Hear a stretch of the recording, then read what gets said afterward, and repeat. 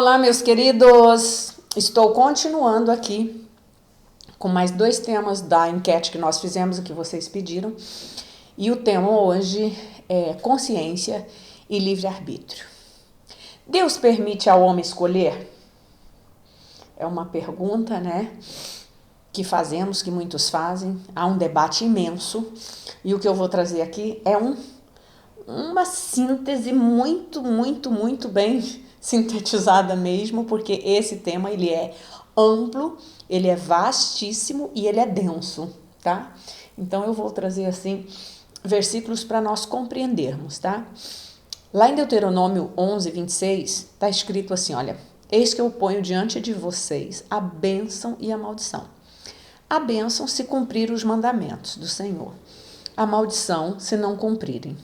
Então, esse versículo mostra para nós que tem sim, Deus permite.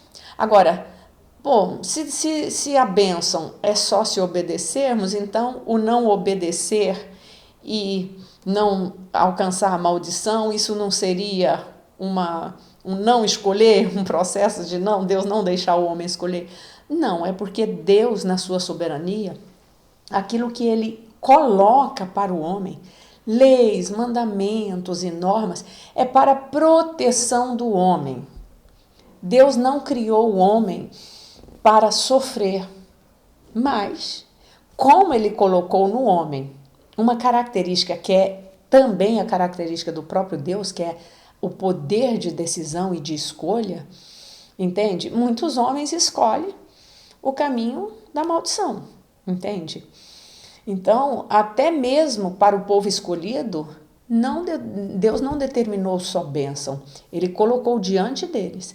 A bênção, ela está atrelada à obediência e a maldição à desobediência. Então, o poder de decisão, o livre-arbítrio é um atributo do próprio Deus. Por isso que nós fomos criados à sua imagem e semelhança.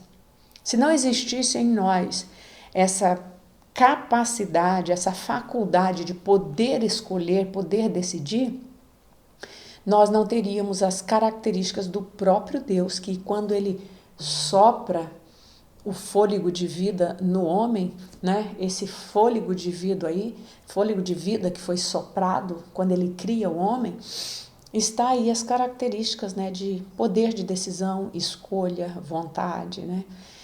Então, e nós podemos relacionar, né, essa característica, o livre-arbítrio, a consciência moral que Deus colocou dentro de cada homem, né? Porque o homem, mesmo aquele que não conhece nada da palavra de Deus, existe dentro dele, no seu homem interior, na sua essência interior, uma consciência moral colocada pelo próprio Deus na sua constituição. Na concepção humana, o homem já nasce com essa consciência moral, né? Por isso que Paulo vai dizer, olha, que assim todos os que pecaram sem lei, também sem lei perecerão. E todos os que pecaram sobre a lei serão julgados sobre a lei. O que é isso? Aqueles que não ouviram a lei, que não ouviram os mandamentos, né? Existe uma lei que está dentro deles, que diz o que é certo e o que é errado, né? Há uma lei gravada na consciência de cada ser humano, do que é certo e do que é errado, né? E Paulo não está sugerindo que a consciência humana é um guia perfeito, não, porque muitas pessoas estão com a sua consciência cauterizada pelo pecado, né? Ele está dizendo que a existência desse testemunho é suficiente para fazer com que as pessoas sejam responsáveis diante de Deus pelos seus atos, né? E outro texto que próprio Paulo fala é que todas as coisas me são lícitas, ou seja, que Deus não proíbe você de nada. Agora, que dependendo da sua escolha tem consequências, entende? Todas as coisas me são lícitas, mas nem todas as coisas convêm, né? Então, a consciência, apesar dela dizer para o homem o que é certo, o que é errado, a consciência pode estar distorcida pelo pecado, né? Aí tem o texto até da Santa Ceia mesmo, que Paulo fala: quem come e bebe sem discernir o corpo do Senhor, come e bebe para a sua própria condenação, né? Então, existe em nós, e Paulo estava falando ali dos coríntios, de como eles estavam tomando a Santa Ceia, né? Um sem esperar pelos outros, né? Sem repartir devidamente o pão e ter a comunhão devida. Paulo está falando, olha, existe aí uma falta de consciência, né? No que no qual é o significado tanto da união dos irmãos, como do significado do corpo, do partir do pão e do vinho ali, que simbolizava, né, o corpo de Cristo, o sacrifício de Jesus por nós. Não estava havendo uma consciência da seriedade e do valor daquele simbolismo e daquele momento, né? Então, o homem pode ter, até mesmo sendo cristão, a sua consciência bloqueada para determinadas coisas e cauterizada, né? E hoje nós precisamos enfatizar, que o próprio Paulo vai falar também, em Timóteo capítulo 4, né? Que nos últimos tempos alguns abandonariam a fé seguindo espíritos enganadores e a doutrinas de demônio, né? Tais ensinamentos vêm de homens hipócritas e mentirosos que têm a sua consciência cauterizada. Os falsos mestres, os falsos apóstolos, os apóstatas, eles eram um homem que a priori conheceram a verdade, caminharam por um determinado tempo na verdade, mas eles não se deixaram renovar pelo Espírito Santo e foi tendo a sua consciência cauterizada e chega a ponto de dar ouvido a doutrinas de demônios, né? Isso hoje é real, é expresso, nós estamos vendo isso na mídia, nós estamos vendo isso com pessoas que serviu a Deus, envolveu muitas pessoas em louvor, em adoração e em pregações, né, em testemunhos, e hoje estão botando os pés pelas mãos. Pessoas que escreveram livros maravilhosos, né? Então, isso é o quê? A consciência foi sendo cauterizada. Né? Deus deu o livre-arbítrio, Deus deu o poder de decisão, né? Deus deu autonomia, Deus deu o dom, mas a pessoa foi se deixando levar por ela mesma, pela sua forma de agir, sua forma de pensar, sua forma de conjecturar. Uma coisa que faz com que nós nunca venhamos ter nossa consciência cauterizada é nós estarmos sempre na dependência de Deus, na dependência do Espírito Santo, convivendo no corpo, porque o corpo ele traz vida, o corpo de Cristo, né? A igreja, ele traz vida, ele traz a seiva que vem da oliveira, da videira verdadeira, que é Cristo, alimenta esse corpo, né? Então nós nunca podemos deixar isso, porque muitas pessoas que já fizeram tanto para Deus, hoje se perderam, né?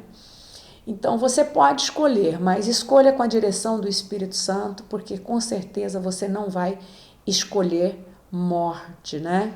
E aí ele vai dizer, olha, o escritor aos Hebreus 9,14, muito mais o sangue de Cristo, que pelo Espírito eterno, a si mesmo se ofereceu sem mácula a Deus, purificará a nossa consciência de obras mortas para servirmos ao Deus vivo. A consciência humana, aí Paulo antes vai falando aí dos rituais do sacrifício, né, que eram feitos no sistema mosaico, que não trouxe santificação nem plenitude da paz de Deus para o interior do adorador. Mas o sangue de Jesus, sim. Ele tem esse poder de penetrar no âmago, no interior da nossa alma, do nosso espírito e nos purificar de toda consciência de pecado, tá? Então, consciência e livre-arbítrio é um tema denso que gastaria aqui dias e dias falando, mas vou trazer só uma interpretação do John Wesley que eu acho bem coerente, né? John Wesley fala da graça preveniente, que ela capacita a pessoa a arrepender e crer, porque os calvinistas, né, eles dizem que não é Nós só cremos e nós só escolhemos porque antes Deus nos escolheu e Deus nos mostrou o caminho, e não há como fazer nada para ser salvo se Deus não fizer por nós, né? De certa forma o sacrifício de Jesus só é possível, né? Nós só somos salvos por causa dele. Não é possível ser salvo sem o sacrifício de Jesus. E foi Jesus que fez todo o sacrifício, né? Mas, mesmo ele tendo feito todo o sacrifício, mesmo ele chamando pessoas, mesmo muitas vezes nós mostrando a verdade para determinadas pessoas, eu vejo que algumas não querem, algumas rejeitam. Há pessoas que até dizem assim: não, eu acho muito interessante, eu gosto muito da igreja, eu acho que o comportamento de vocês é ótimo, mas não é para mim. Então, essa é uma forma da pessoa rejeitar, né?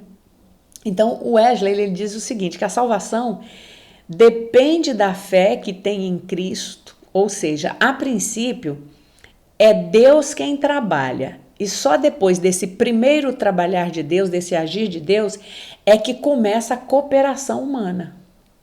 Porque Jesus pode te chamar, o Espírito Santo pode te convencer do pecado, da justiça e do juízo, mas se tu não vier, se tu não pagar um preço, há um preço a ser pago por nós.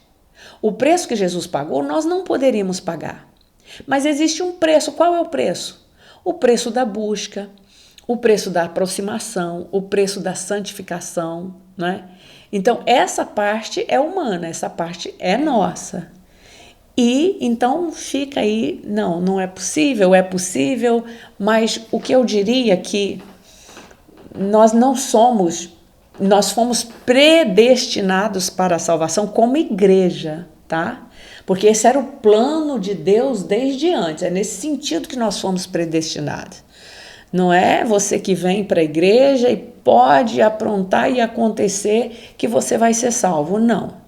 Senão não haveria o processo de santificação, senão nós não precisaríamos mais viver uma vida de oração, uma vida de busca, uma vida de vigilância. Olha quantos textos bíblicos que vai mostrando para nós temos que despir do velho homem, nos revestir do novo homem. Isso é uma atitude do dia a dia no processo de salvação. Não é uma coisa que acontece instantaneamente ao você crer e ao você dizer: Jesus, eu te aceito.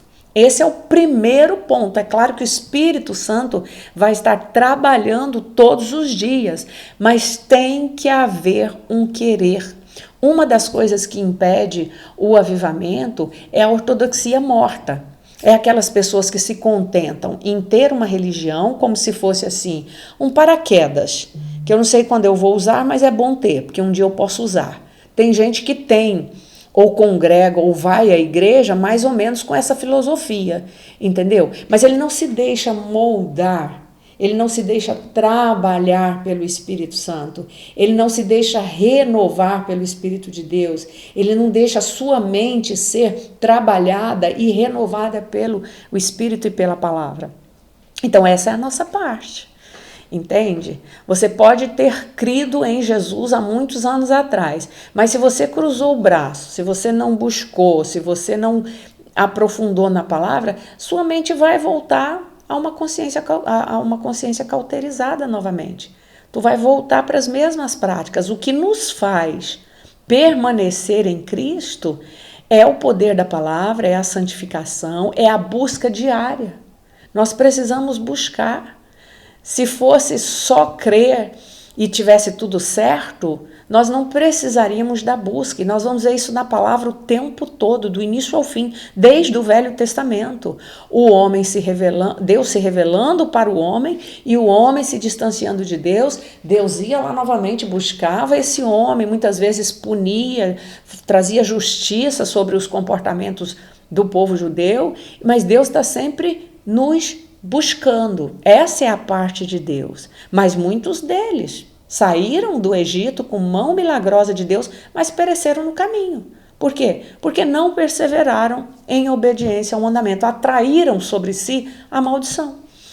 Então, consciência e livre-arbítrio é um tema vastíssimo, denso, complexo, né? Mas eu vejo que o nosso Deus, ele revela, ele mostra, mas ele também quer um coração de adorador, aquele que adora em espírito e em verdade. Ele quer que venha algo de você de forma espontânea, que você queira se aproximar, que você queira permanecer, que você queira estar. Porque Deus, o povo judeu viu os maiores milagres, mas no entanto não permaneceram. Então não é milagre, é uma consciência de quem é Deus e do que eu preciso fazer para permanecer nele e ele permanecer em mim.